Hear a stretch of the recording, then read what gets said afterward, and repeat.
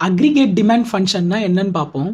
அப்படின்னா என்டர்பிரனர் அதாவது தொழில் முனைவோர் அவர் உற்பத்தி பண்ற பொருளை வித்தா எவ்வளவு லாபம் வரும்னு ஒரு எக்ஸ்பெக்டேஷன் வச்சிருப்பாரு. அந்த அளவுக்கு வேலையாட்களை வேலைக்கு எடுத்துக்கிடுவாரு. இப்போ அவர் உற்பத்தி பண்ற பொருளோட டிமாண்ட் அதாவது தேவை அதிகமா இருக்கும்னு நினைச்சாருன்னா அவர் நிறைய பேரை வேலைக்கு எடுத்து நிறைய உற்பத்தி பண்ணுவாரு. இதுவே தேவை கம்மியா இருக்கும்னு நினைச்சாருன்னா அவர் குறைய தான் உற்பத்தி பண்ணுவாரு. அப்போ அதுக்கேற்ற அளவுக்கு வேலையாட்களும் குறைய தான் எடுப்பாரு. இது பேரு தான் அக்ரிகேட் டிமாண்ட். இப்போ இந்த அக்ரிகேட் டிமாண்டை எப்படி கண்டுபிடிக்கிறதுங்கிறத பார்ப்போம். C + I + G + X - M இப்படி பண்ணா நம்ம அக்ரிகேட் டிமாண்டை கண்டுபிடிச்சிடலாம். சினா பிரைவேட் கன்சப்ஷன் எக்ஸ்பெண்டிச்சர். எக்ஸாம்பிளா நம்ம ஹவுஸ் ஹோல்டு எடுத்துக்கலாம், நுகர்வோரோட செலவு. ஐனா என்னன்னா இன்வெஸ்ட்மெண்ட் எக்ஸ்பெண்டிச்சர். ஒரு கம்பெனியில் உற்பத்தி பண்ற பொருள் இன்னொன்று கம்பெனிக்கு அது மூலப்பொருளாக இருக்கும், அதை தான் இன்வெஸ்ட்மெண்ட் எக்ஸ்பெண்டிச்சருங்கிறாங்க. அடுத்ததா ஜீனா கவர்மெண்ட் எக்ஸ்பெண்டிச்சர்னு அர்த்தம். அதாவது அரசாங்கமே நிறைய செலவு பண்ணும். எப்படின்னா ஒரு கம்பெனியோட பொருளை வாங்கி மக்களுக்கு இலவசமாக கொடுக்கறது. எக்ஸாம்பிளாக நம்ம கோவிட் வேக்சினை கூட எடுத்துக்கலாம். அது அரசாங்கம் பிரைவேட் கம்பெனிலேருந்து வாங்கி மக்களுக்கு இலவசமாக கொடுத்தாங்க. அதனால கவர்மெண்ட் எக்ஸ்பெண்டிச்சரை கணக்கில் எடுக்கணும். லாஸ்ட்டாக இருக்கிறது X - M அப்படின்னா நெட் எக்ஸ்போர்ட்னு அர்த்தம்.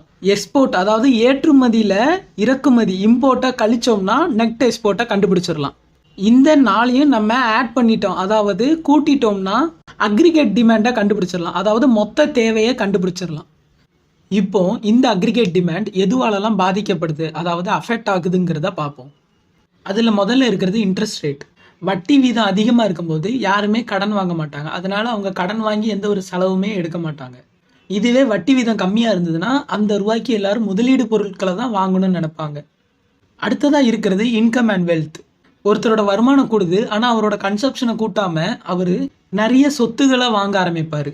இதனால அக்ரிகேட் டிமாண்டு பாதிக்கப்படும். அதுக்கடுத்து இருக்கிறது இன்ஃப்ளேஷன் எக்ஸ்பெக்டேஷன். அப்படின்னா வருங்காலத்தில் பணவீக்கம் வரும்னு நினச்சி இப்போவே அந்த பொருளை வாங்கி வைக்கிறது. ஏன்னா பணவீக்கத்தில் பொருட்களோட விலையெல்லாம் அதிகமாக இருக்கும். அதனால் மக்கள் எல்லாரும் இப்போவே அந்த பொருளை வாங்குறனால அக்ரிகேட் டிமாண்ட் இப்போ அதிகமாக இருக்கும்.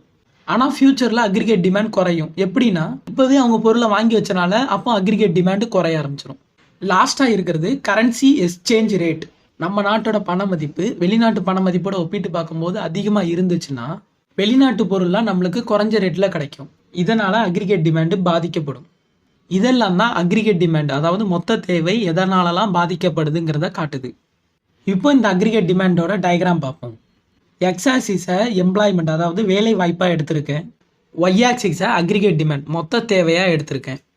இப்போ 0லேருந்து D1 லெவலுக்கு அக்ரிகேட் டிமாண்ட் இருக்கும்போது 0லேருந்து E1 அளவுக்கு எம்ப்ளாய்மெண்ட் இருக்குது, அதாவது வேலை வாய்ப்பு இருக்குது. இப்போ இதுவே அக்ரிகேட் டிமாண்டு D1லேருந்து D2 அளவுக்கு கூடும் போது எம்ப்ளாய்மெண்ட் வேலை வாய்ப்பு E1லேருந்து E2 லெவலுக்கு கூடும். அக்ரிகேட் டிமாண்ட் கூடுனா எம்ப்ளாய்மெண்ட்டும் கூடும், அக்ரிகேட் டிமாண்ட் குறைஞ்சா எம்ப்ளாய்மெண்ட்டும் குறையும். இதெல்லாம் தான் அக்ரிகேட் டிமாண்ட் மொத்த தேவை.